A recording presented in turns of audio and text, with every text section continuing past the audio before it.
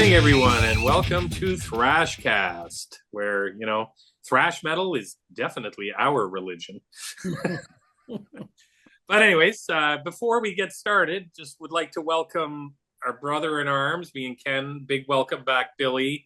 He's been out for a little bit of, he's been gone fishing, so they say. So, Billy, absolutely welcome back. We're glad to have you back. Great to see you. Yeah, no, thanks. It's good to have a bit of normalcy back and back to talking about the metal. I mean, I won't go into the weeds, but let's just say my last thing was at the in Germany at the Wacken Open Air Festival. I got through that. And I barely made it back to Canada. Caught like this crazy severe infection. It started knocking out my internal organs. I was in the hospital for 6 weeks. Then they find out I have cancer at the same time. Jeez. Now I had to start fighting that and doing treatment. Wow. So it was probably like I couldn't even talk to Jim and Ken. I was like bedridden for weeks in the ICU, not even being able to move for a while. So yeah, it was crazy. But yeah, I feel good, like feel great. I'm back. Great. I'm running. I'm back at home. Got treatments I got to go for, like, on days during the week, but all easy stuff to handle. So my outlook for cancer is very strong. Luckily, I have the type that's very manageable, so outlook's good there. So I'll be around doing episode 1000. Nice. Yes, sir. So yeah, and then thanks to Jason for stepping in, obviously. Yep. Yeah, that was great of him, and I was sort of watching from the hospital the last couple of weeks, so that was cool. So yeah, glad to be back. I won't bore people with more, but let's just say it's been an incredibly crazy 2 months. That just the most unexpected events and crazy events that all hit me at once. So. And I think the last show we did, all three of us, was the Aussie kind of tribute show. The tribute, yes. Yeah. Probably, yeah. Right before you went to Wacken. Yeah, exactly. Yeah. So that's a while. Wow. Yeah. It's a while. Well, glad to have you back. That's wicked. And, episode 1000, to kind of segue into this is episode 70. And what's cool about this, Ken, you got some great news. Horror Metal Sounds, which, is the umbrella with Thrashcast. We are, how many subs away from 10,000? So I checked today. I think we're at 9,270. Oh, wicked. That's where we're at today. So we should reach 10,000 soon. Nice. And I shared a bunch of videos today on The Gate, which is, that, just kind of segueing here, that is a wicked horror movie. I love that horror movie. Oh, The Gate? Yeah. I like The Gate too. I love those 80s movies. Oh, man. I remember always going to the corner store, me and my girlfriend renting like movies every Friday, Saturday, Sunday night, going back, watching them, and just kind of no shortage of horror B movies, even though that's technically not a B movie. So, and it's got the tie-in to Sacrifice because their logo is on that. That's right. On the album, the Dark Album that he shows his buddy. Yeah, and it's got the Sacrifice logo on it, which is weird. And leading into that, you guys are going to the Sacrifice show this weekend. Yes, sir. We're excited. You and Billy, wicked. Yeah, we're looking forward to it. Everyone who's anyone is going to this show, pretty much. Yeah. We're looking forward to it. I can't wait to see Sacrifice again. Awesome. Well, tonight we're heading over the pond to Germany. Hitting one of the Teutonic Big Four, and we're going with Sodom album Tapping the Vein from 1992. So we'll have some interesting conversations. There it is there. Wicked. He's got it. Oh, I love that. That's one of my favorite album covers of all time. It is? Oh, yeah, wow. Yeah. It's not mine. Oh, I love it. Oh, wow. That's interesting. Okay. Well, it's kind of plain, I find, but yeah. I don't know. Cool. Yeah, I agree with Billy. It's kind of plain. I love it. Cool. That's awesome. The guys on this album. Yeah, that's great. Yeah. This is the big book did with all the vinyl, the new, the old, and all the DVDs of the live shows. Oh, Yeah, I nice. got the CD version of that with Yeah. the new, the old, and I think live in Milwaukee or one of the live show in there. Yeah, it only came with 3 discs for mine, but And for Sodom fans, if you're going to go the vinyl, this has one of the most beautiful books. It's built into the yeah, cover. It's like about 30 pages and nothing but full-size color photos of the band. It really wicked. done well. That's wicked. Oh, cool. Well, we'll get where can you find us? I mean, a little bit of housekeeping here. Thrashcast. Just go on YouTube, type in Thrashcast. We're gonna come up. We're on Horror Metal Sounds, so we're kind of partner up there. You can see Horror Metal Sounds, Thrashcast kind of run simultaneously together, so that's kind of cool. You can also find us on Rumble, and we're on Spotify as well as TikTok. TikTok. So check us out. I mean, I know you and Rich have been putting a lot of TikTok videos out there and Yes. shorts and stuff, which are really, really cool. So thanks for doing that too. It's No, wicked. for sure. Yeah. So no, that's awesome. So our first part is usually what's spinning, and I guess since we haven't heard from Billy in a long time, does he have any news or anything he's been spinning? Yeah, just a couple of things I've been reading. I'm just getting back into the habit of reading everything. So, something that made me really happy, Testament announced they're remixing the Souls of Black album. Yes. Yeah. And which I think is like the 30th anniversary now, or Yeah. I I see think so. everyone posting the album today, I think. Yeah. So I love the album. It's great. Some great technical guitar work, but I can't stand the production. It's like razor thin. It doesn't feel like a Testament record to me. So that's cool. Due out late 2025, early 2026. So we may get it very soon. We've been waiting for that one. That's a good one. And then I saw a Judas Priest post answering the question, will there be another Judas Priest album? Okay. And they're basically saying that they've set aside the time in 2026 Nice. to write and Cool. begin recording a new album. Probably not out till the first month or two of 2027. Great. So yeah, I mean, That's the good. last couple were amazing. So that's good for me. Well, I'm penciling that in as my album of the year for 2027. Yeah. Well, based on the last two, Yeah. it was pretty damn close to the album. Yeah. Yeah, they're both great albums.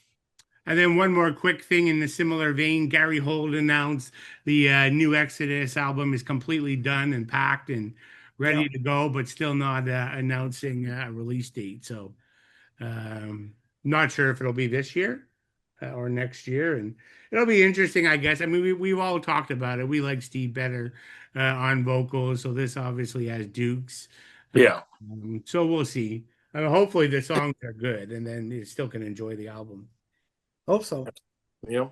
And then two, what's fitting? I've got boxes and boxes of albums that arrived when I was in the hospital. So I'm slowly going through them. But this is something I think the first time on vinyl, and it's related to our theme today. Frank Blackfire's solo Oh, yeah, album. cool. So it's really cool. It's been hard to find, but it's just been released on vinyl earlier this year. So I really enjoy this. That's cool. I mean, Frank does some singing. He won't be replacing Tom and Sodom anytime soon, but it's not bad. It's not Cool. bad. And then another band I have all three of the albums in house. So this is pretty cool. The Edge of Eternity. I mean, most know I'm a freak for the super tech thrash, and this is pretty technical thrash. So I highly recommend. I mean, these guys don't. I think like I've always heard of them, but I never listened to them. I think Ken, you mentioned them to me a while back when you had a promo, and that sort of made me sit down and listen, and I absolutely fell in love with it. So and then thankfully all the vinyl has just been reissued. So that's amazing. And I love it. Yeah, it's just fantastic. Yeah, they're great. They're really good. Definitely on the tech side though. Like you got your tech thrash, but and you need a few listens, right? Some songs are like click right away, but the super technical ones, you got to give them like 5, 6, 7, 8 listens. Yeah. But you'll be rewarded. Yeah, that's it for me. Wicked. Ooh. Ken, what do you got for us? Oh, I just found out this today that vocalist Aaron Stainthorpe is leaving My Dying Bride, which is a huge shocker. Ah, Never would have thought that in a second. He was kind of on hiatus with it. He put out another band that he started last year called High Parasite in 2024. They put out an album, which was pretty good. I liked it. And now he's found out a year later that his founding guitarist Andrew has basically said that they're moving on without him. So it's like, what? He's so it's kind of one of those he said, she said kind of things. But it's too bad because I've been listening to My Dying Bride for years and years and years, and I've always liked their albums. But yeah, it's gonna. I don't get it. I don't understand it. And Aaron's gone on a couple podcasts, and he's even wondering like, what the hell? He doesn't know what's going on, but it looks like they parted ways, and he's moving on. Check them out if you haven't heard them. Go listen to one of their classic albums, Turn Loose the Swans. It's interesting, kind well, of like doom, sort of doom death.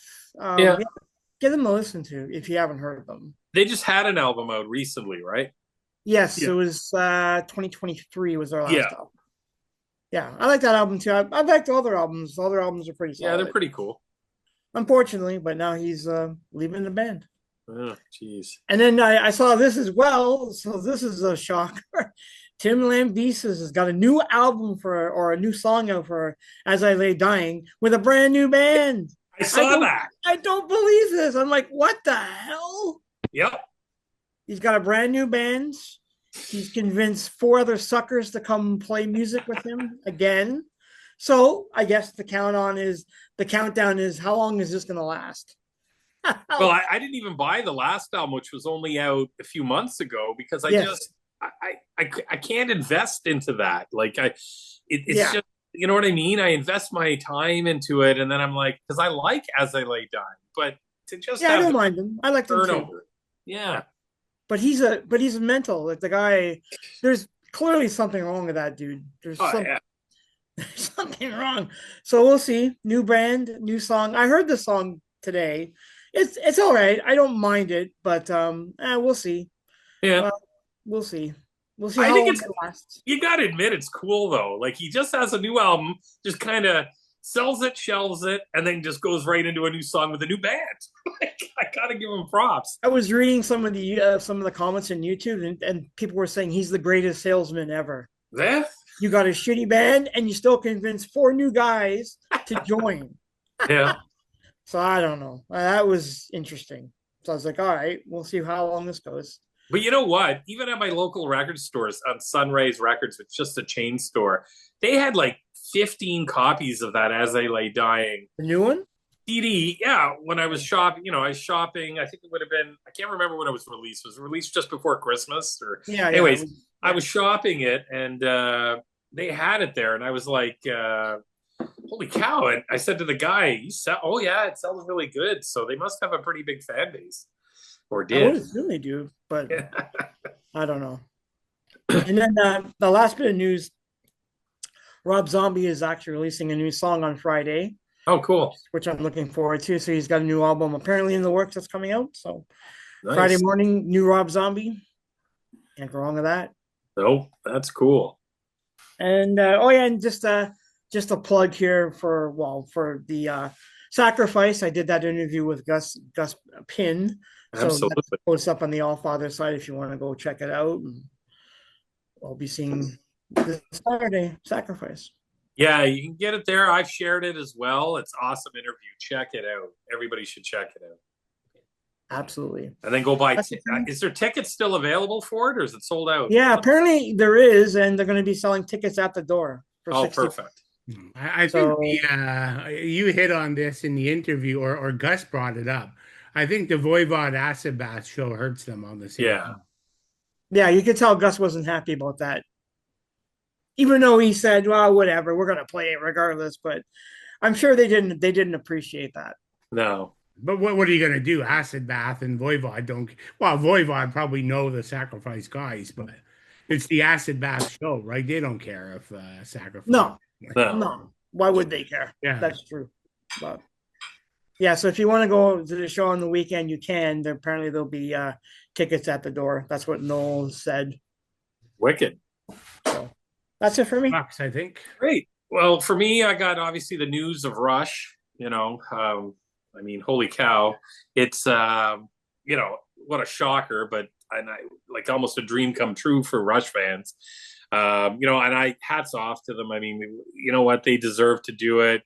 Alex and Getty it's their band. And they've got a whole backing of Neil's family. So I think, it's really cool. And I think what I love about this more so than anything is they kind of not really a well-known drummer.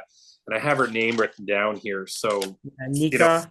Anika Niles, I think, or Niles. Yeah. Niles, yeah. If I'm butchering it, I'm sorry, but I've YouTubed her stuff, and she's got all kinds of tutorials, and that seems like a really good technical drummer, really talented drummer. So, and I think that's great. My worry was they bring somebody on.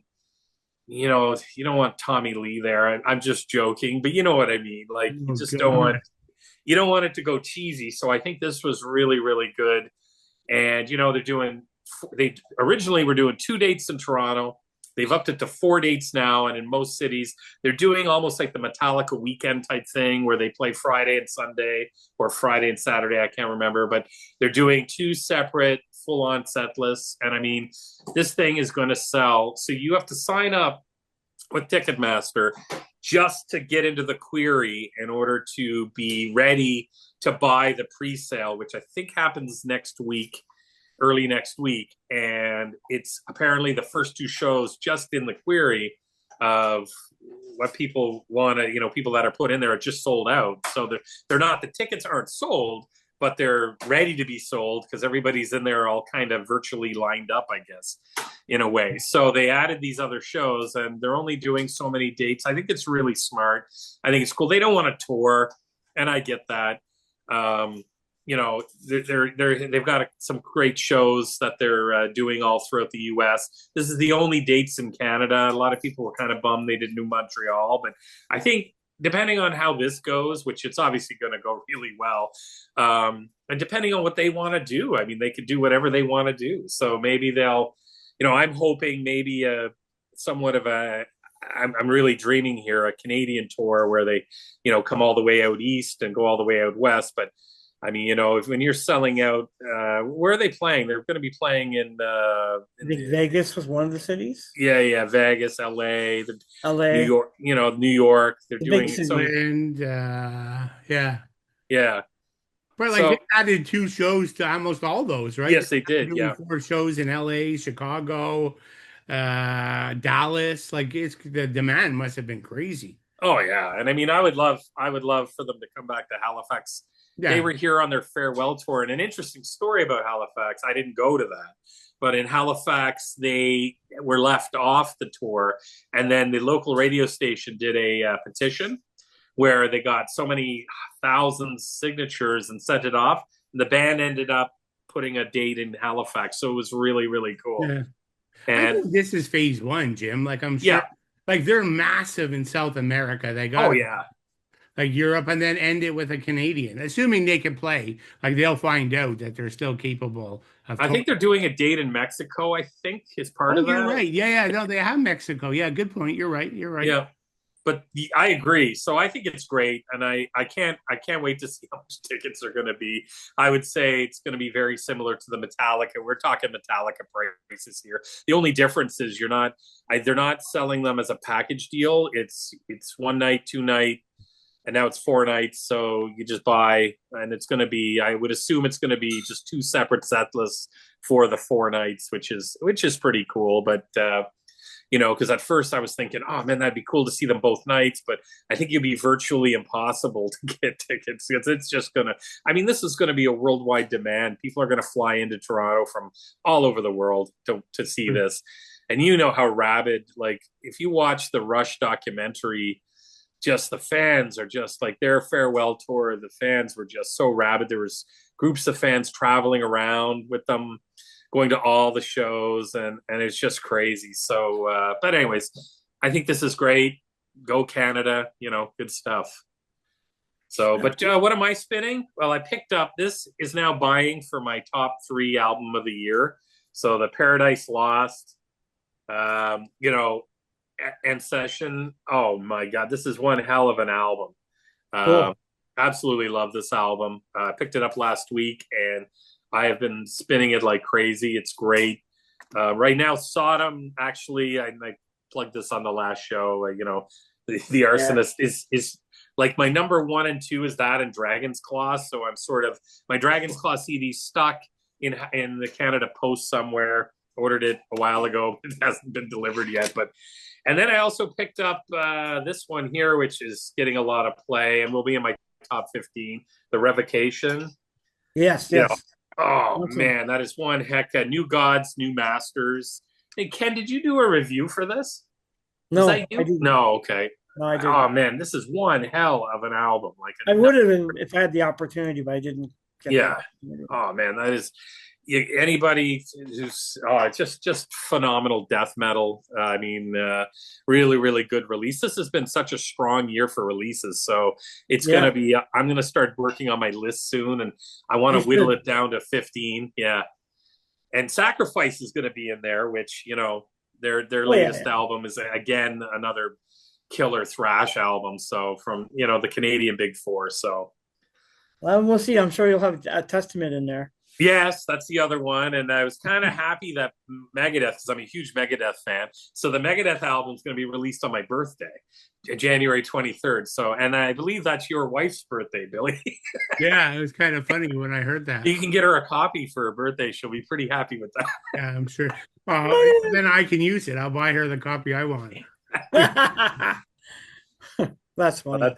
That's wicked. That's wicked. So, anyway, so there's our what's spinning and some news there, guys. Go out and buy your Rush tickets before they sell out when they Good get. luck. I know exactly. This will be one of those ones where it'll be sold out like minutes afterwards. I just it's going Oh, to be it's gonna crazy, and go. then the It'll be gone.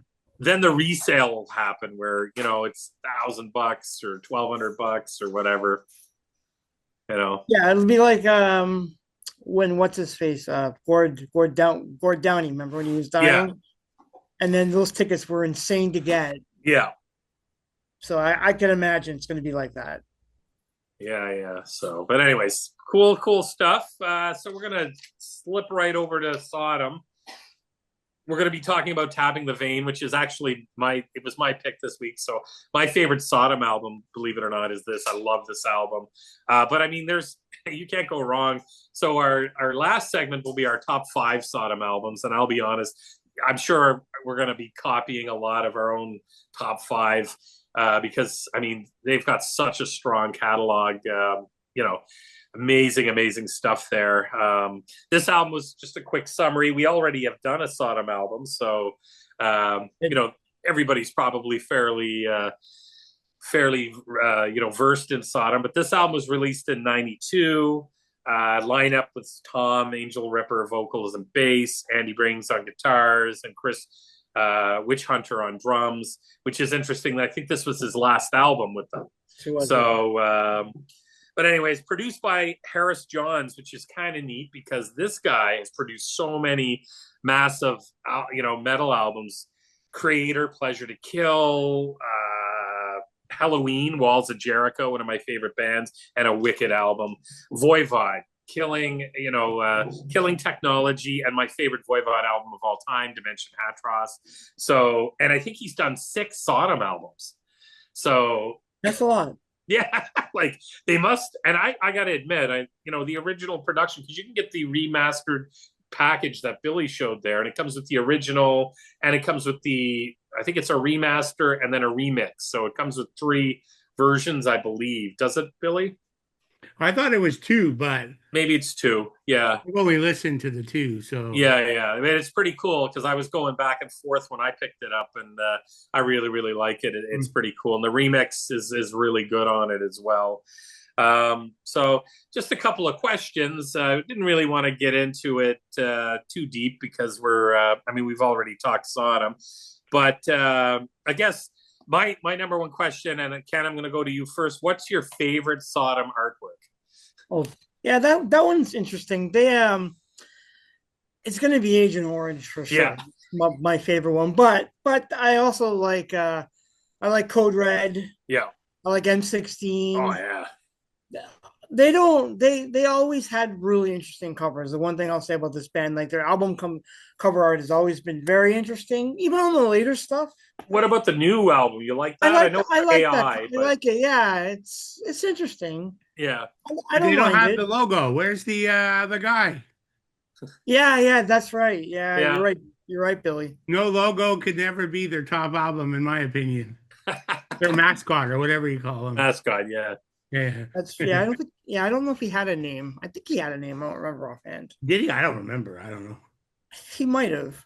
But yeah, yeah. I those are the three I like. I mean, but they're all pretty solid. Like all the album art. You'll never go wrong with Sodom. So with this album art, one question that I didn't put on here, but I Yeah. wanted to ask you was there was two artists who did they do two different versions of it, or was it No, I think they worked together on it. okay? So you had Dieter Braun and Jürgen Huber are were the two artists who worked on this. Yeah. And it's funny because I'll say this that image with the guy, it it reminds me of Bane from Commando. what's that? It reminds me of Arnold Schwarzenegger from Right, but Commando. I'll one up it and I'll say it reminds me of Bane from DC Batman's Bane Yes. because he's a big hulking dude who used the venom to hulk up to be this big huge character, which Yeah. is similar to here. The blood they're tapping into the blood to become this big gigantic beast. So that's how I look at it. But I don't mind that cover. I think it's too slick. I don't know. It, it's okay. I don't mind it, but it's really slick. The way that they illustrate the face, like it's you hardly see it. It's like it's just an impression of some kind of skeletal man. Yeah. I think it's okay. I know you said you like it, but I love it. Yeah. I think Billy, it's okay. what's your favorite artwork for Sodom catalog, and what do you think of this album cover? Yeah, so just before there, so I just Googled the mascot. No wonder I never talk about him. I could never pronounce this. It's Knarenhinz. So Oh, right. Yes. Knarrenhinz is his name. Right. It Right. seems to be right. Like every source is putting him as the name. So I don't think that was widely spread in North America, I'm guessing. So, Oh, But yeah, my answer is the same as Ken. So if I went strictly with pure artwork, it would be M16 or Code Red. But with my heart, it's without a doubt Agent Orange. Like it's just the iconic mascot, right? yeah. Like there's not, yeah. So it great. cannot, it has to be there. That's Yeah. my favorite Sodom album, and it's just you see that mascot, it's Sodom. So yeah, that's where I sit. Yeah, the Arsonist is not bad. It's cool. It's in probably Well, they have the little bit of maybe the mascot up here, where. but it's more AI, I guess. Oh, You know, No, Jim, I don't think the no. I cover is didn't see AI. it. Maybe It's I painted by an didn't artist. notice it. It's painted by an artist. Yeah, yeah. I Oh, guess is it? to some degree, it's cool that this mascot's elusive, that he shows up, and it makes it cooler when he's back again. Yeah. Yeah, Uh, yeah. but most bands would never like eliminate their mascot on like a run of multiple albums. No. It's weird. So, Billy, we'll stick with you. What do you think of the production, the original production on this album? Yeah, I like it. With It's yeah, it's great. Like I think it just contributes to the quality of the album. Mhm. I mean, there's a great balance here, the brutality of the death metal style, but still lots of clarity. Yeah. The raw Sodom intensity's there, but the instruments are great in the mix. Like he used a lot of analog tape techniques to get the sound he wanted, particularly in the guitars, that razor sharp guitar tone. And you have to talk about Witch Hunter's drums. I mean, Yeah. they Yeah, just that's the best thing. massive on here. Like I was reading, like they recorded this at Dirk Studio, and they talked about like all the engineers in the building, everybody who worked there. It was massive complaints when Witch Hunter was recording all his drums. Like it was creeping into all the rooms, through the halls, like and Harris had him like doing it over and over. and trying to get that perfect drum sound. It drove everybody in the studio crazy for the entire recording. So that's pretty cool. So yeah, I love it. I think it's great. Like it's a great album, great production. Um, like production really improved. Like, you know, if you look at old Sodom, they were known for poor Mhm. production, but they did sort of get that started with Agent Orange and a cleaner production. But this is like a change in direction again, right? The brutality just comes through. Yeah, it's a case where I think the production totally enhances the songwriting and the performances. And Ken, what's your thoughts on the production of this album? The same as Billy. It's pretty Yeah, solid. It's yeah, it's great. There's a lot of brutality. I think the for me the drums are what stand out for me. They're just insane. It's just that relentless pounding all the way through. Holy, he's an amazing drummer. So it's obviously, as you were saying, Jim, before, but he co-wrote he yeah. wrote a few of the songs. So I mean, obviously for his swan song with the band, like yeah, this guy, such a great drummer. Well, It's a really good album. I would agree with Billy. that's the question. I mean, that's great. Like, what do you think?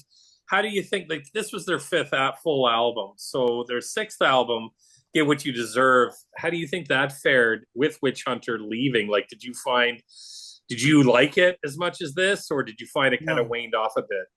I didn't like it. Yeah, me And neither. it's a punk. It's punk. They went. It's weird. It's like, okay, so we're gonna do death metal one album, and then we're gonna turn around and do punk, which I mean, I have nothing wrong with it. A lot of thrash bands will incorporate punk and death into their sound, and it's fine. I just find it such an extreme to me. It's like you pull this death metal thing off, and then you go to punk. I don't Yeah. know. It's not. I've heard it. I don't really like it. I don't even own that No, me album. neither. I won't buy it. I don't even own it. But Yeah. yeah, I'm not a fan of it. Billy, your thoughts on like Witch Hunter leaving and then the sixth album? Did you like it or did you give it much? Like I spun it a couple times when it came out and I revisited it for this, but I never would break it out. Yeah, I mean, so you're obviously sad Witch Hunter left, but like Yeah. I don't blame what happened on that album on Witch Hunter. I think, No, no. yeah, it was like a direct, and it's that whole '90s thing, right? We can Yeah. consider ourselves lucky we got Tapping the Vein, right? We could have got That's Groove true. Metal. But yeah, I guess they made the choice, I guess Tom, to go that punk metal, and that follows through what to the this and the next two. I think are Yeah. still Yeah, heavily that's punk. I right. mean, I own them all because for me, I've said it before. Sodom is my favorite of the German Big Four, and I still find stuff out of here. Like I recently saw Sodom, and they played a track from here, Jabba the Hutt. Like that was a lot of fun, like live. Like I Yeah. we did, and but yeah, like I agree with Ken. Like, why the hell? Like you do a death metal album. Death metal was still going well. Why not do at least one more and then go to the punk? It makes no sense. So yeah, like I can pull stuff out of all three of those punk albums Yeah. that came in those '90s before the big comeback with Code Red. Uh, Yeah. but yeah, they definitely would rank at the bottom, probably the fourth quartile for me of their discography. So my last question, and I know I'm like really pushing this because this, I got to be honest, like for my thrash album pick of the year so far, I know Testament's releasing this Friday, so, but man, this is one hell of an album. I like you guys have all brought up. We've had these discussions offline and stuff, and when we talked about, I think when the Destruction album was released, I liked it, but I got to be honest, having this and then putting it up against the latest Destruction album this absolutely blows it away. So for Oh yeah, me, I started to think, okay, the guys are right. Maybe there's this paint by numbers thing for some of this, but this totally destroys that. And I'm really hoping. So I picked Creator when we talked about our out of the Teutonic Big Four when we ranked them. But I got to be honest with you. I mean, I love the new Creator single, and I'm going to jump on that album. Huge Creator fan. Love their last album. Love the direction. But man, I'm telling you, I've gone and I've now picked up, like, as Ken knows, been going to the used record store, buying all kinds of, even the ones that aren't as popular or don't rank as high, the Sodom back catalog. But man, I can't say enough about this album. This is either going to be my one or two. Right now, it's probably my number pretty good. one. Yeah. And I love it. And I really want Testament to be up there too. But Man, and unless something happens, a Testament totally blows this away, but I'm loving this album. What do you guys think of it? Yeah. Ken, you go first. I reviewed it. I liked it. It was Yeah. kind of a return to form for me. I like the fact that it had some punk vibes. There's a Yep. lot of good death metal on it at times. You could see they were pulling from the past. I mean, the song "Witch Hunter," which was an ode to Chris before he's now that he's I mean, passed. check out this photo of them. They are bad. Yeah, that was the one thing I liked about it. Like, I like the fact that it was like the album's like a summation of Sodom, everything that we like about them. The only sad part is they're going on hiatus, so they're not even touring for this album, which is kind of sad. But Tom has already, said his reasons why they're not. I get it; it makes sense. But yeah, it's a shame that they're not going to tour. I would love to see for them come to North America and play, but I guess at this point in time, it's just not going to happen. But it's Billy, a great album. And yeah, Billy, what's your thoughts? I was just going to say, Ken, the only good thing is they did like festival shows that whole last year.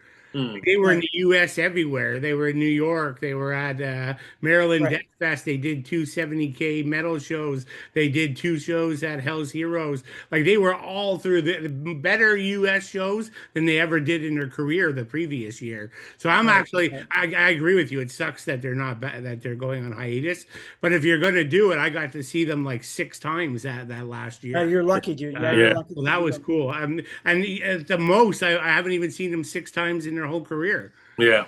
But yeah, back to the question. Yeah, I think it's a good album. Somebody alluded to this. Without a doubt, it's the best of the German Big Four. Yeah. In terms of the last couple album run, I think so. Yeah, I could see that.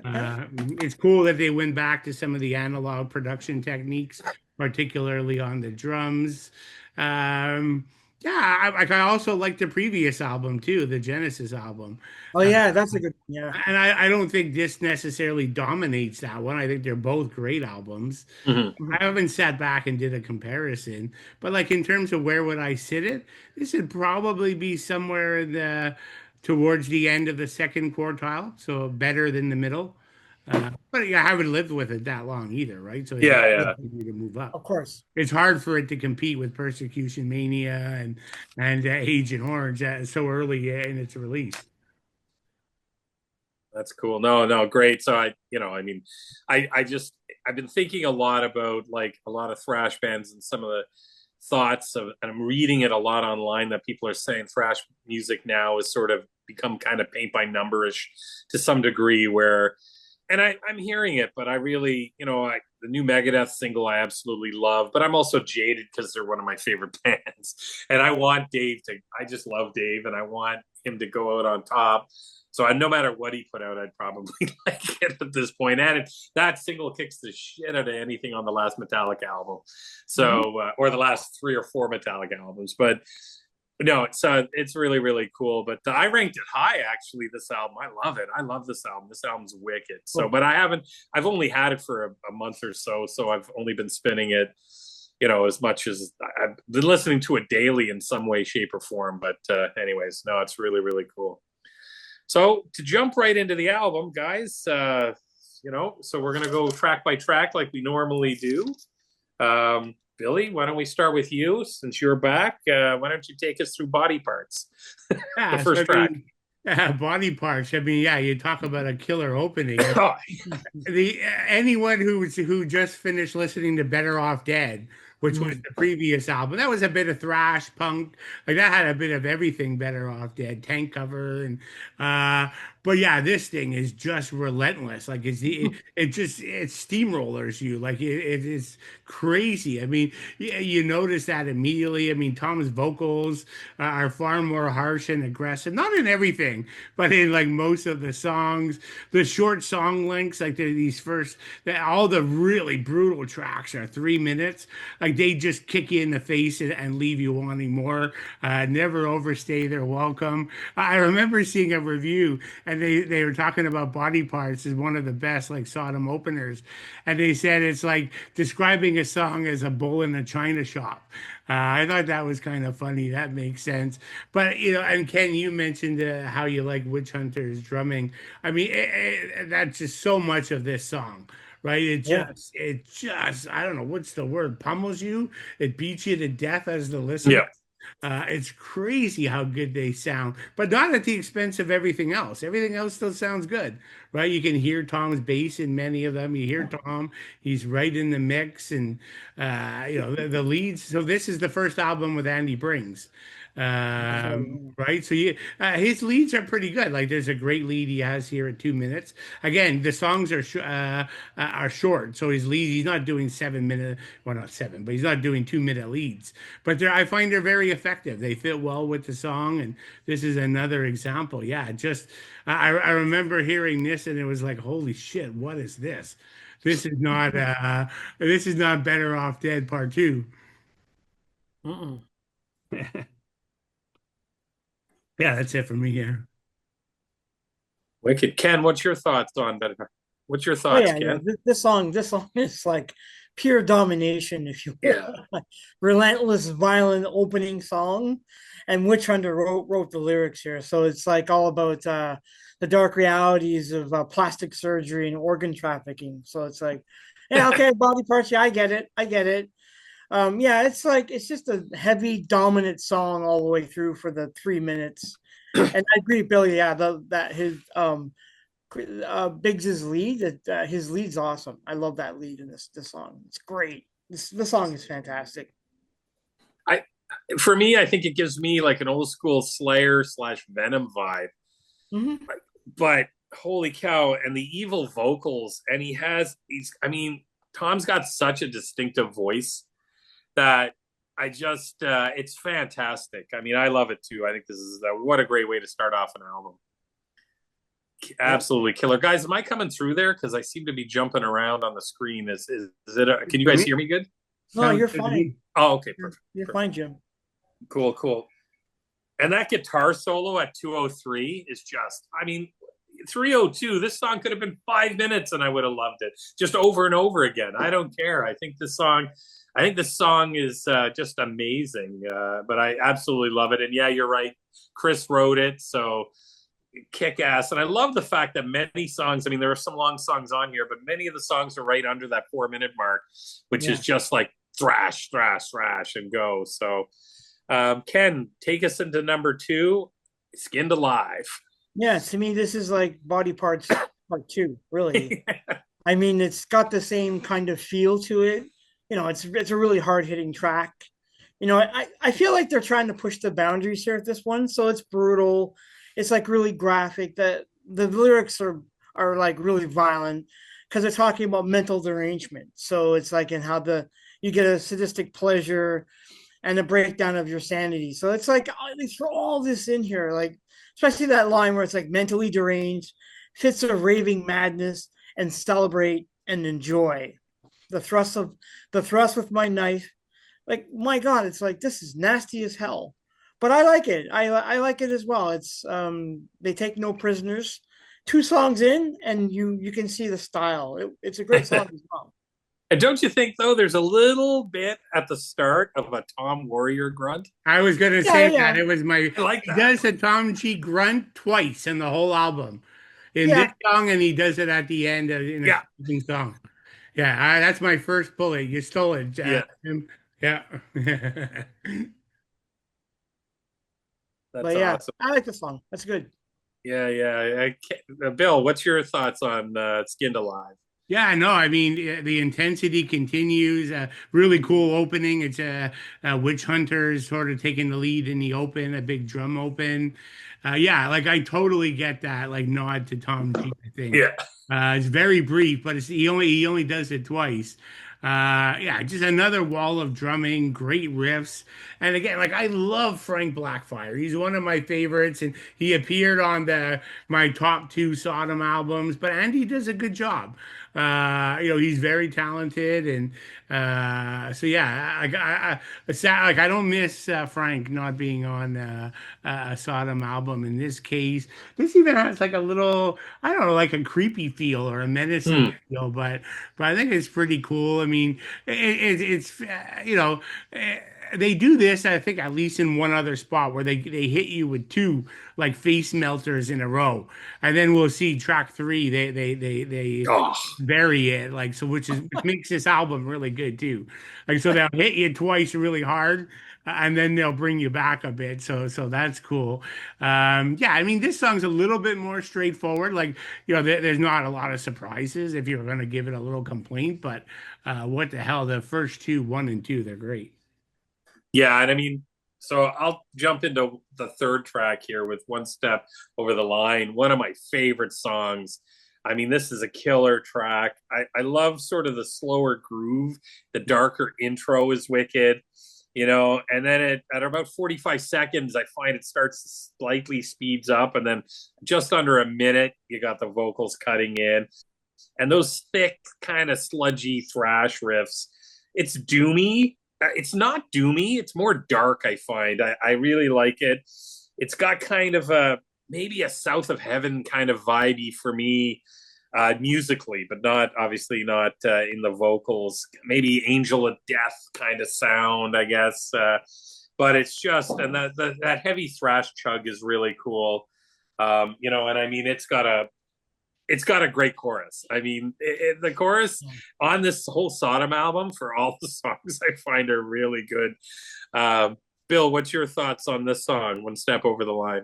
Yeah, no, I like it. Like it's a good. I mean, what I was saying before, after the first two tracks, you need some breathing room. So Yeah. this certainly gives it to you. And yeah, as you said, Jim, I love that. There's like a great groove to kind of sink your teeth into, right? Like this kind of reminds me of a slightly heavier, Better Off Dead track with Yeah. much heavier and darker production. So that's cool. Yeah, I think it's good. Like it has more traditional metal components. Like clearly they didn't set this out and say this is a death metal song like the first two are all out thrash. So that's cool. Like the solo at 240, like Andy's more laid back. Like it's not his rip your face off solo we saw in the first two. That's really cool. You got Tom's drumming while he's soloing. That's great. It provides a great contrast. But yeah, and kudos to them, right? I mean, to take chances, and it's going to show up like every second or third song in the running order is like a nice mix, and certainly it'll end with the last song, which is a very different song too. But so yeah, great. I mean, I love this album. I don't really have like a bad song. There's a couple of songs that are not as strong, but they're all great. Ken, your thoughts on this one? Yeah, this is a good song as well. I mean, it's still heavy and nasty. And I mean, even with the slower intro and then it builds up and then it's I like it. I guess you need a little bit of a breather with a song, so it's got a little bit more variation. I think what I like about the song is the lyrics tell a story of a vagrant like who basically risked disease and degradation by engaging in prostitution. So it's like it's bizarre. It's such a bizarre, lurid idea for a song, but they make it work. I can kind of see some of the Slayer vibes here, Mm-hmm. but yeah, it's a solid song. Well, Ken, you might as well take us into Deadline. I mean, you know what? I've got number ones written on almost every song. So, Yeah, like, I'm just yeah. totally jaded with this album. But take us through Deadline. What's your thoughts on Deadline? Well, I think Witch Hunter is the true star here on this Yeah. one. The drumming here is off the charts. Like it's like my God, it's just like I don't even know how they could even keep up with him. Like Yeah. just it's insane. And then it even picks up more steam at 217. And then some of those riffs, holy shit, like they will melt your face off here, I think. And I like Tom's vocals are a little bit on the harsher side here. But I like it. The pace then picks up. You get like three minutes in, and the pace is just they really know how to amp it here with this song.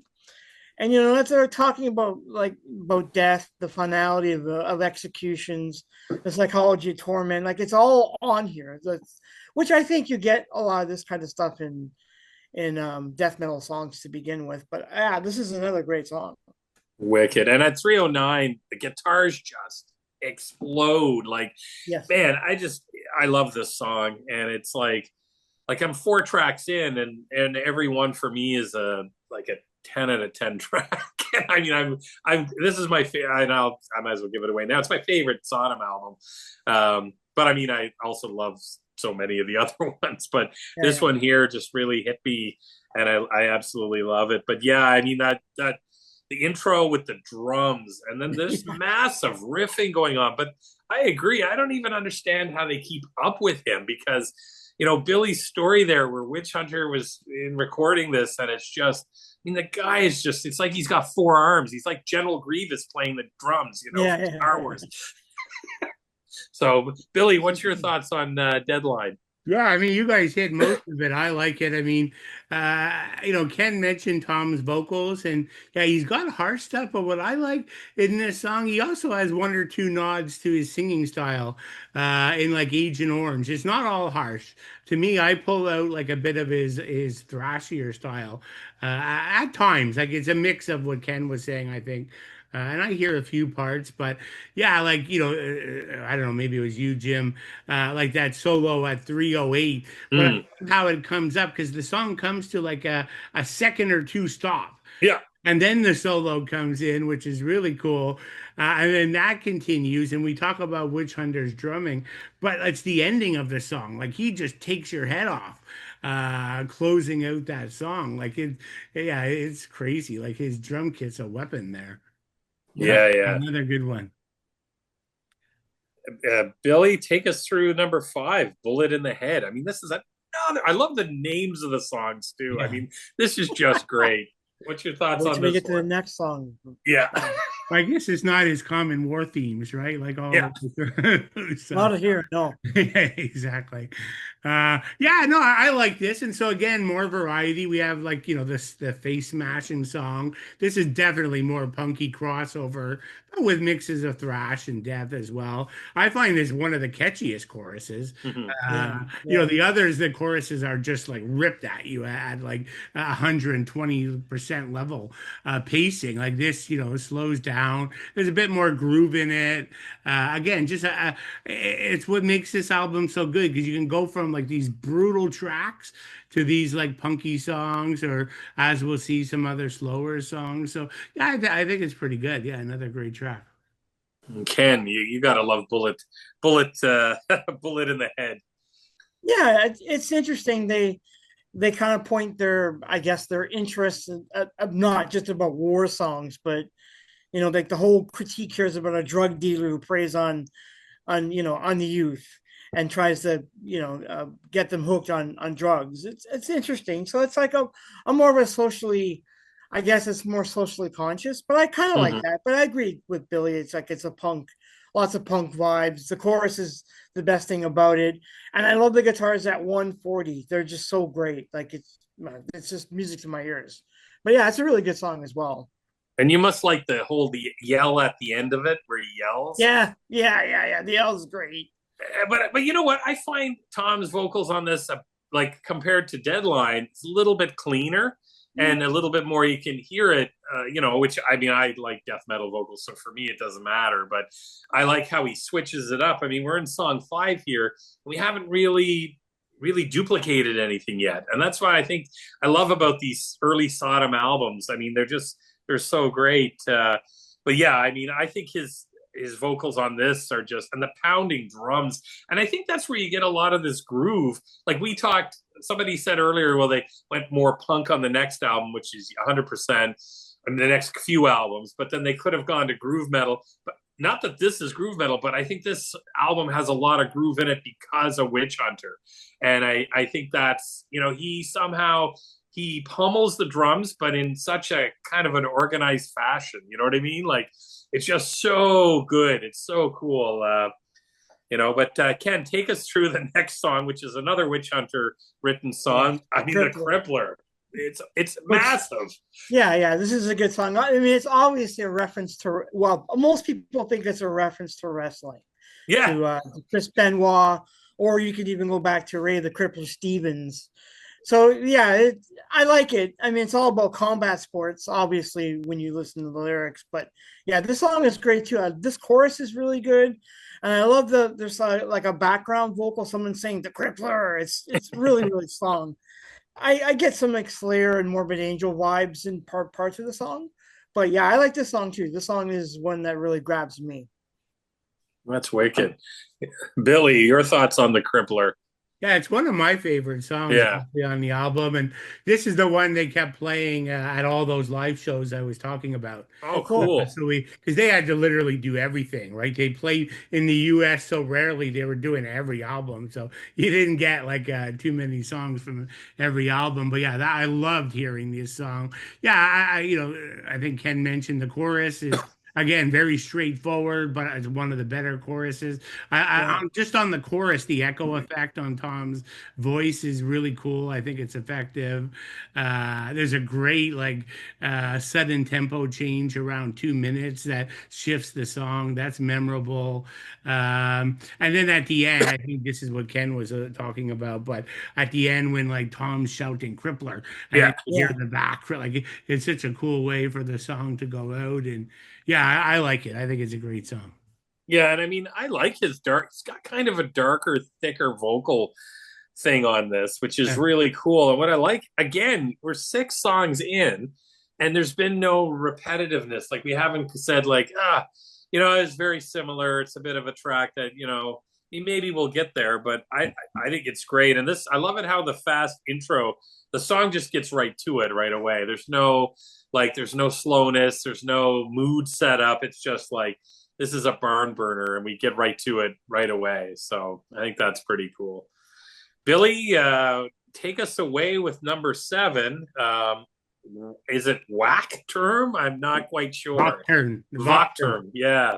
Yeah, and so I don't. I'm curious to see what you guys think, but it's one of my favorite songs. Yep. Absolutely love the German songs on all. Same with me.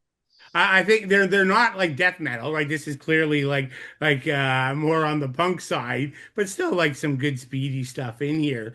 But I think there's probably just a naturalness to Tom singing in his he's been singing in English forever. But when he sings in German, like almost every sentence is a vocal hook to me. Yeah. So I love it. Like I think the chorus is fantastic. It's one of the most addictive choruses, I think. There's like at one point they stick in like an evil horror type voice in the background.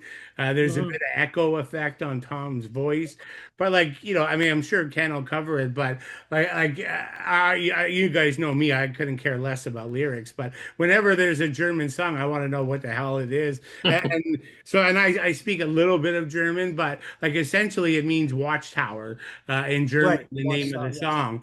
And essentially it was Tom writing it because he was pissed off at some German Jehovah Witness magazine. So it led into his whole his jab at religious propaganda and blind faith. So it's only when they do the German songs I get the translation, and I ask my German buddies to translate it for me. But yeah, I mean, I think some people may hate it when he does this, but some of the best songs on albums are the German songs.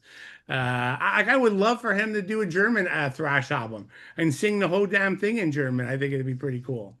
Well, I agree, and I think it's cool that he did it in German, and I think it's definitely got a massive crossover vibe.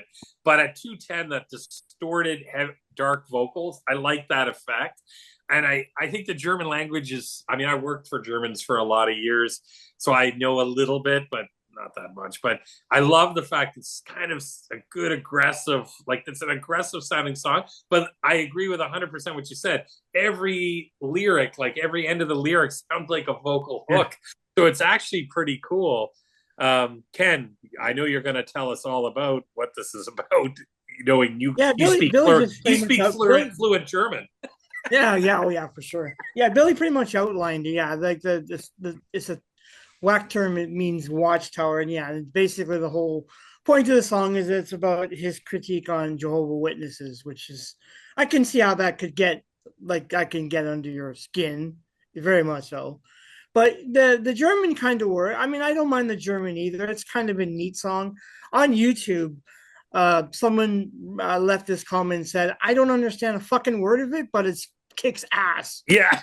That's the best way to describe it. It kicks ass. Yeah, it's a great song. It pulls no punches. I love it. I agree with you guys. It's a pretty solid song. Like another great song they do in German is Bombenhagel. Yes. Yeah.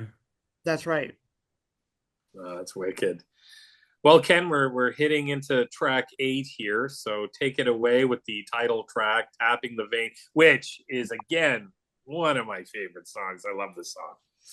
Jim, how can you have so many favorite songs? I know, it's driving me nuts. You can't nuts. have 10 number ones. Well, Jim can. I think he's going to have that. Yeah, this is a great song. I mean, the title track, "Tapping the Vein," like it's got that super chug right at the start of the song. Like there's some groove here, which I don't mind, but then once that song picks up with the pace, like those guitars and the drums they all come in, and it's like, whoa, it blows out your ears. The chorus is fantastic. Yeah. And I love when Tom he shouts "tapping the vein." It's great. It's just another added dimension to his vocal stylings on the song. And I get some Sepultura vibes here. That's the first band that comes to mind. It reminds me of that. It's very much in that kind of style. But I love how it slows down. You get like 3 minutes in, slows down, and then that pace picks up, and then holy crap, it just blows your eardrums right out. It's a great song. It's probably pretty much, I don't know if it's my favorite, but it's close to being one of my favorite songs on the album.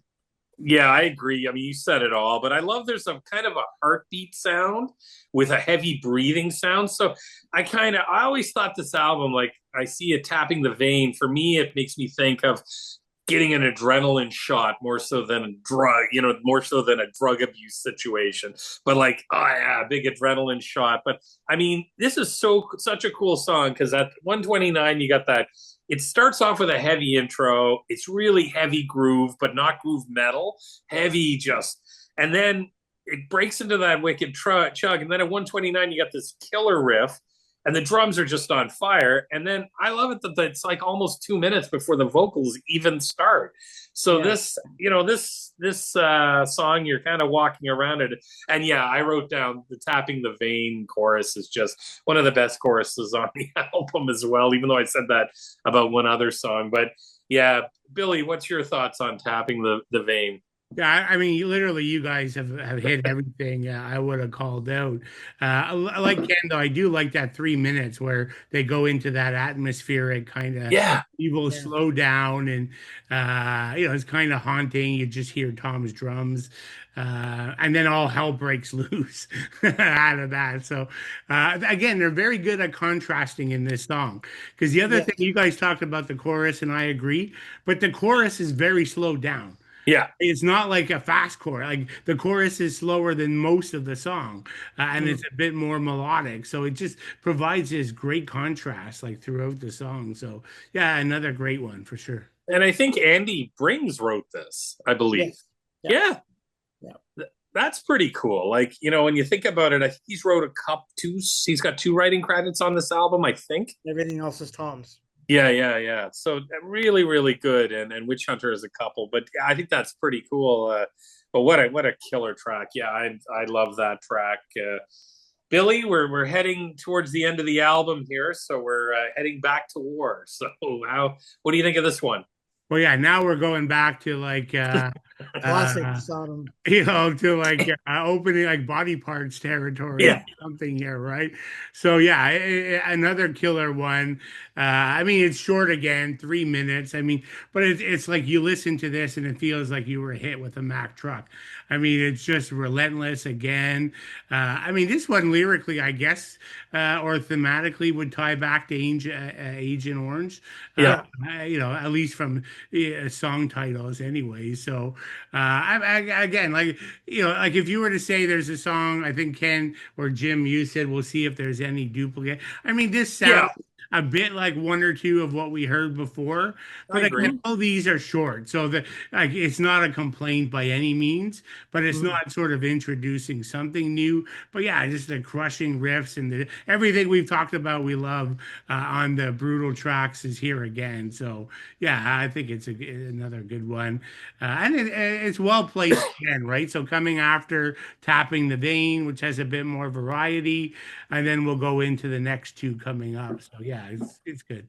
Yeah, I agree. I mean, there's got to be a not necessarily a non-favorite, but one that wouldn't be a number one for me, and this would be it.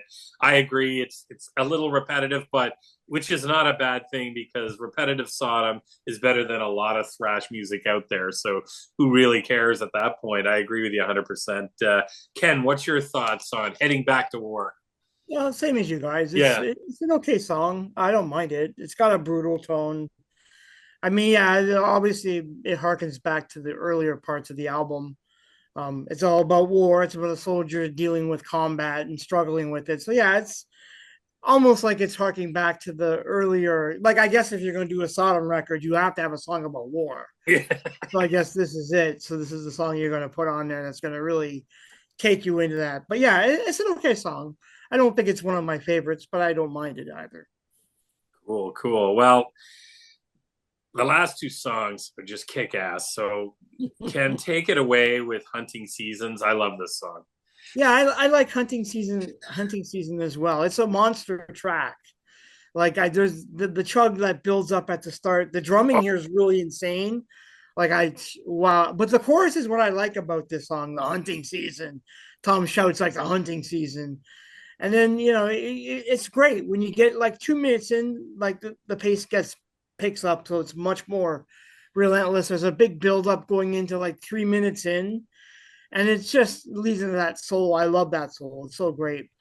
And I love Tom's little grunt at the end of the song, which is yeah. great. I love that, and he does that little black, and this is I guess what kind of we can say it's like Tom Warrior. That's sort of what you get out of it, or at least that's what I get out of it. But I think it's great. I mean, it's all about criticizing like war, the dehumanization of violence. Like it's all there. So I mean, they're within their element on a song like this. And I like the lyric in there, the enemy to neutralize, right? When he Yeah, yeah, does, yeah, it's pretty cool. Like, and I mean, I just think it's got a machine gun riff throughout it.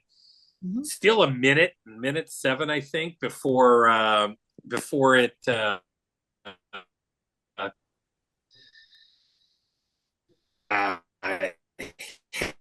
into like the vocal in a minute and seven. Can you guys hear me okay? You actually Yeah, cut out Sorry, for could a you hear few me okay seconds. there, guys? we can hear you now. Oh, You cut so out for like just a sec. It's okay. yeah, yeah. You're So the back. machine gun vocals, or sorry, the machine gun riffs, and then the vocals at 107 are pretty cool. And I just, it's a super fast song. So, Billy, your thoughts on Hunting Seasons? Yeah, I mean, you guys literally covered anything I would say. The Tom G grunt at the end for sure. It's actually one of the best leads, I think, on the album. Andy does a fantastic job towards the end. And again, I like the way they kind of slow it down in a few parts. It makes like the brutality even more brutal Yeah, when they pick back up. So that's cool. And Ken called out the chorus, and I agree. And like I love the way Tom says hunting season. It's like such yeah. a massive hook. Like every time he says it, it puts a smile on my face. So yeah, it's a great track. A little bit more variety, still brutal than what we had on the previous song, but incorporating more hooky type features in the song. So yeah, I think it's great. Awesome. Cool. Um, awesome. Great. I mean, we're heading into track 11 here now. So, Billy, Reincarnation. I mean, I think this is a great way to bookend the album for me. What's your Yeah. thoughts, Billy? Yeah, I think I mean, hands down, it's almost 8 minutes. So Yeah. longest song, and I never got a chance to go back, but I don't know that Sodom has an 8 minute song across their massive discography. Maybe it's just not coming to me, but I don't know if you guys can think of one. But I don't No. think offhand. um, No. Yeah, I mean, this obviously is a slower, darker, moody pace to the song, so very different. Definitely the most epic song Sodom has ever done. It's got a great, memorable chorus, and this is like a bit of the reverse, where the chorus tends to be one of the heaviest sections Yeah. of the song, right? So it contrasts with the previous track. Like, there's actually like I don't know how am I going to describe, like there's these soft musical interludes Yeah. that, like, I don't want to Yeah. say it's beautiful because we don't want to describe Sodom as song as beautiful, Beautiful, yeah. but they're very nice. Like, so I don't know what the word is, but you guys know what I mean. Uh, Yeah. but then just past the 4 minutes is an amazing musical section, like the killer riffs and guitar work. This is literally some of the best on the album for sure. Then we get back to the moody, slower sections. So yeah, I mean, kudos to them, right? This is very different. This is like an epic track. Like a lot of, not many bands could do an 8 minute song and not get bored, right? So I view that as a testament to this track. That through the 8 minutes, I don't start fast forwarding or say, yeah, this is a bit too long, especially for like a thrash band, right? Mhm. So yeah, I think it's cool. Yeah, I like it. Good way to end. I mean, this would be incredibly nitpicking. I would probably have reversed 10 and 11, but Mm. I again, can like see it's that. Yeah, it's yeah. a stupid thing. I don't know. Just like end with something a little bit more of a bang than the slowest track on the album. Ken, what's your thoughts on reincarnation? Yeah, this is a very interesting track. I mean, Andy wrote it, Hmm. so this is his another one of his lyrical contributions. Um, the vocal first thing I'll say is the vocals on this song remind me of Joel Grind of Toxic Holocaust. There's a bit of a punk vibe feel to that part of it, but not the music. The music has a very like the haunting melody that they throw in here is kind of unique. Some of the slower parts remind me of Slayer's "Season in the Abyss," Hmm. so I see some comparisons to that. But yeah, I mean, you get the 4 minute mark and it's incredible, and even when you get to the 6 minute mark, like it gets really ominous. You get that ominous soundtrack feel to it. So obviously they were trying to maybe change it up a little bit. I mean, the whole song just basically is one large critique about organized religions and how it's become a manipulated spectacle. So I love that idea. These when metal bands or even thrash bands start talking about religion, they really get into the spirit of like breaking it down. So this song does a good job of that. I like this song a lot. Yeah, I think it's got that darker intro. I love it. I agree. Now that I'm thinking about it, probably would have reversed 11 and 10 to finish off Yeah. the album. It's got, I didn't say it was beautiful. I said it was spooky, but I totally get what you're saying, Billy. Hmm. At 4:03, the song kind of comes to a stop, and then there's a bit of a stutter with it, and then it just rips into some of the best riffing and then heads into a solo.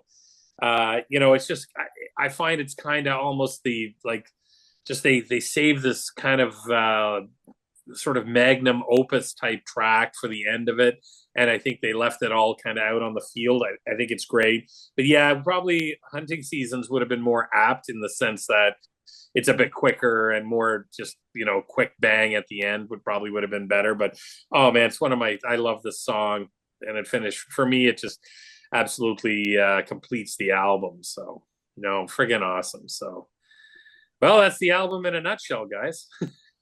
Yeah. Cool. Yeah, no, this is what, like I say, I've given away my number one, that it's this, but I mean, there's the Sodom catalog is so diverse. Kind of want to hear what you guys, who wants to go first? I could do it. Okay. Go for it, Billy. Or Ken, if you want to do it, doesn't matter. Doesn't matter to me. Yeah, Oh, I'll Billy, if you want, whatever you guys want to do. Go yeah, for I'll it, go. Billy. So yeah, going down to 5 to number 1. So I'm going with 5 M16. So yeah, I don't know if you call it a tribute, but it's Tom's focus on the Vietnam War. I mean, just a brilliant thrash record.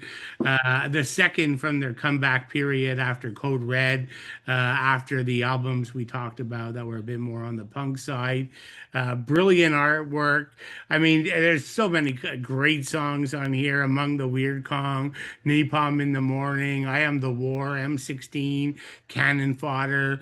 So yeah, like this album really appeals to me. I really like it. I mean, being a war history buff, I also have that other connection with Tom on some of these things. And sometimes this album unfairly has too much attention placed on the final track, which is many debated whether it's a joke or what. But you know, that 1960s cover of Surfin' Bird by the Trashmen. I think it's okay. Like it's kind of silly, but uh, you know, like it's yeah, it could have been left off, but I don't mind it. I mean, Tom said that he chose it because it was the best way to end a war album. He said the song is completely absurd and stupid, and so is war. And that was justification for putting Okay, that song on fair there. enough. I thought that was kind of cool, so I thought it was worth bringing up. But my number four, so I kind of alluded to this, the ultimate comeback record in the Sodom catalog, Code Red, their ninth album. Again, killer artwork, but again, no mascot. But the return to thrash, like when I heard this thing, I was like super happy, and they put a smile on my face. Like the raw, aggressive, fast tempos are back. Killer riffs, production still good. It's 40 minutes. It's not over bloated. It's perfect. And so like the title track, Code Red, Tombstone, Liquidation, Book Burning, so many good things on there. My number three is Tapping the Vein. No point talking about that, but we just spent an hour and a half. So number two and number one are always there. They've always been in my head. Number one is in my like top 10 albums of all time. They're both excellent but different. Number two is Persecution Mania. I mean, this got me into Sodom back in 87, or maybe I heard it more 88. Production is still on the very raw side. I wouldn't mind like a remix of this thing. And this is an album you can't even find on vinyl. It's rarely been reissued. It goes for hundreds of dollars. But yeah, it's just a great thrash album. Frank Blackfire here, a classic. It's less experimental, like less slower melodic stuff that we'll see on my number one. But this is them abandoning some of those black metal, you know, those early black metal stylings, especially in the vocals. But I love this album. It's tough for one and two, but number one always has to be Agent Orange. Mm. It just, I have so many memories with this back when it came out. I think it was in my like cassette Walkman for like probably more than any other album that year. I just like some of the more melodic features. Frank Blackfire, you know, knocked it out of the park. Like Incest, Remember the Falling, Agent Orange, Magic Dragon, Oxabox. Match Dragon, yeah. Like, yeah, a German song, a cool tank cover at the end. But yeah, an Agent Orange just has to be the definitive like Sodom song. Yeah, that's it for me. And then I'll just call out like because nobody ever talks about this, but Sodom have a couple like knock your socks off live albums. Mm-hmm. Like Mortal Way of Life, like it's a crazy album with a band cover outside of Europe. But I love that a double vinyl, A Night in Bangkok. Like if you like Sodom and you don't get to hear them live, you got to have these live albums. They capture the band perfectly. Wicked. No, I mean, I think all three of ours I think we're going to very definitely have similar. Yeah. some similarities. I think it's safe. Ken, you go ahead, Ken. Sure. So I have Persecution at number five. I like the album a lot. For me, it's just what Billy was saying. It's a bit more on the raw side, so they're still kind of maybe figuring out the sound. I like it. It's a solid album though. Number four, I did put The Arsonist as my number four because I did like it. And I like the fact that it's sort of a return to their roots kind of thing. So I decided to stick it in there. I mean, I like tapping the vein, but I don't know. I just thought the arsonist just to be a bit different to stick it in there. Number Nice. three, yeah, I think it's a good album. I think I'll have to hear it more. But from what I've heard of it, and I like it. I have no problems with it. M16, I have number three. This is another great album I like a lot as well. Like, yeah, like Among the Weird Calling is such a great song. M16, this is a great album. The Mhm. album cover is one of my favorites too. Number two, I have Code Red. I like this album quite a bit. The song Code Red, love that. And Tombstone, oh, two of my favorite songs on Sodom, like Sodom Records. It's a great album. And yeah, like Billy, I have Agent Orange is my number one as well. I think it has one of the probably their best album cover art ever. The song Agent Orange, Remember the Fall, and yeah, it's great. And I know we covered it in one of our earlier podcasts, and deservedly so. It's a great album, but that's my number one. Nice. I mean, that's wicked, wicked. So I picked like I got the Arsonist just at six, just because I haven't had it as I mean I'm gonna walk around with it for so many more months. But I mean I'm listening to this album every day. So I'm listening to parts of it every day, songs every day. It's on my playlist. My number five is Code Red. We've talked about it. I mean, we're just positioning these albums, Pretty much. so it's going to be there's going to be a lot of duplication here.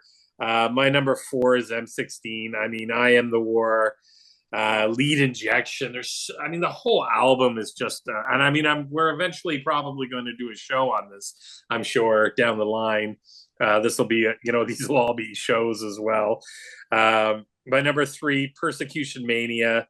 1987, Nuclear Winter, Christ Passion. There's so many good songs on this album that it's just mind blowing. I remember, I think the first one I got, which would be my number two, is Agent Orange, 1989. And I think my favorite song on it's Magic Dragon, but Baptism of Fire is another kick ass. But I agree with you guys that I don't think left my Walkman or my car at that point. That's such a memorable album, and it could probably even be my number one. But I went with Tapping the Vein as my number one. I think there's just, I mean, on any of these albums, there's not a bad track. So it's just points of points. Be the same reason why probably with Slayer, I picked South of Heaven, maybe over Rain and Blood, which a lot of people are like, what? No, I'm talking points of points here. So, but just to call out, I mean, their first EP, which I'm trying to get, I'd love to get a copy of that. I mean, you can buy it. I think it's part of a set or something. But the In the Sign of Evil, I mean, I just absolutely I think it's fairly pricey, but I'd like to get a copy of that, the original cut recording, so not redone or anything like that. I don't think they've redone it, but I mean that's considered like the first wave of black metal album where they brought that out, their first recording, which was the EP, and then they went on to kind of changing their vibe quite a bit. So a great call out to that EP, which I mean is just wicked.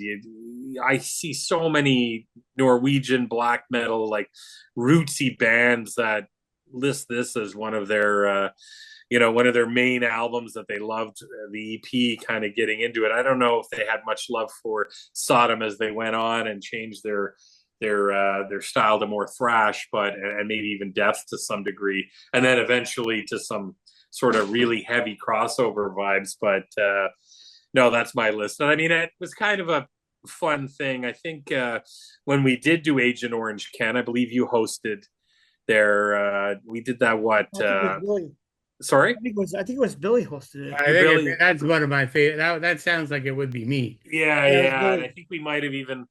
I don't know what we did. If we did do a top album, I can't remember. But I knew that. I think we ranked the entire catalog. Actually, Okay. Yeah, we did. Yeah, we ranked the song and all that. And I didn't really. I knew we did something, and I didn't want to go with like top hits of of 92, and because we're always jumping between 89 and 92, a lot of these albums that are so dear to us, we came out in the 3-year 4-year span. But I wanted to throw a top 5 in there, just to kind of go with it. But I agree, Ken. I think The Arsonist is going to be in there. I think it's one of their top albums. What the last album they had was what, Genesis? Genesis, yeah, which was a great album, but I think this blows it away. I mean, I thought it was a great album then, but I think this is one of their best albums in quite a while. I mean, I only picked it up. It was funny because you've been raving about it because you did the review for it. I was like, never picked it up. And then I finally picked it up, and then I started. When I ordered it, I just started. I mean, I have it. I can stream it anytime, but I usually like to throw it on CD first. I mean, I'll stream it if I don't have it. And but I remember putting it on. I remember listening to the singles and going, "Yeah, it's really cool." But then, not even the singles. The rest of the album is just even better than the singles. So I was like totally blown away. And that's another album. Like, man, we should have done. I'm thinking maybe we should have done a show on this. But anyways, tick tapping the mic. So no, that's wicked. I think the lists are great, and I mean, what else can you say about it? We're gonna probably, I eventually do a show on M16, a show on Persecution Mania down the line, and Code Red. Yeah, Code Red. I mean, these are just it's kind of shooting fish in a barrel with these, and nobody picked any of those three. I was kind of wondering if I thought maybe Ken's going to throw us for a curveball, but no, you didn't. You can't. No, you got to go with the classics, dude. Yeah. So no, that's awesome. So, anyways, that's it, guys. We're at the end here. Do you guys have anything you want to say, or? I mean, Sodom. I know, Billy, Sodom's your top. When we did our top of the Teutonic 4, that was your top, correct? Yeah, I mean, from end-to-end catalog and career-wise, yeah, I gotta go with them, right? I mean, Destruction has some amazing albums. Yeah. But like from beginning to end, like I can't say what I can say with Sodom. And Creator comes close as well. Yeah. But to me, it's just and for me, even those punk albums we talked about, like I said, there was still stuff I liked on them. Yeah. So in that 90s like bad period, and I know you guys like some of the 90s Creator stuff, and but like the Sodom to me is the most consistent over the longest career out of all the German bands. And Ken, what was yours? I can't remember. Was it Destruction? Yeah. Destruction. Yeah. And mine was Creator. Well, I like Creator. I like them all. I mean, but yeah. Destruction I grew up with, so. Yeah, I don't like some of those Destruction albums are better than the best Sodom album. Oh yeah. I just don't think they have the full career. Yeah. No, you're right, Bill. You're right. Yeah. Consistency, yeah. Sodom would be the one band that has all of that. You're right. And I think like Creator, for me, there was that dark time too where I was like, and they put out some real stinkers. Well, Endorama, most people hate Endorama. Yeah. But I mean, I gotta admit, I'm starting to like, I don't know what Creator's going to come out with, and I loved their last album. You guys know, Hate Uber Alice. A lot of hardcore Creator fans didn't like it, but I thought it was really cool. I thought, keep always likening to what Metallica did. Instead of just changing your whole direction, a little bit of tweaking, and I just love it. I love what they did. It just really, but I mean, and I like the new single too, but I got to admit, this has got me edged now. Like, I thought I liked the Destruction new album really good because the singles were awesome. I even liked Fast as a Shark. They did that tribute to Accept, which is kind of, it's a cool cover, but man, this album just blows that away, and I love this album. So it's probably will end up as close to my number one, if not my number one. We'll see what Testament brings this Friday. So yes, sir. Well, guys, on that, I guess we'll sign off and call it a night. So thanks a lot, fellas, and thanks for everybody out there for tuning in. You bet. Take care, everybody. Have a good night.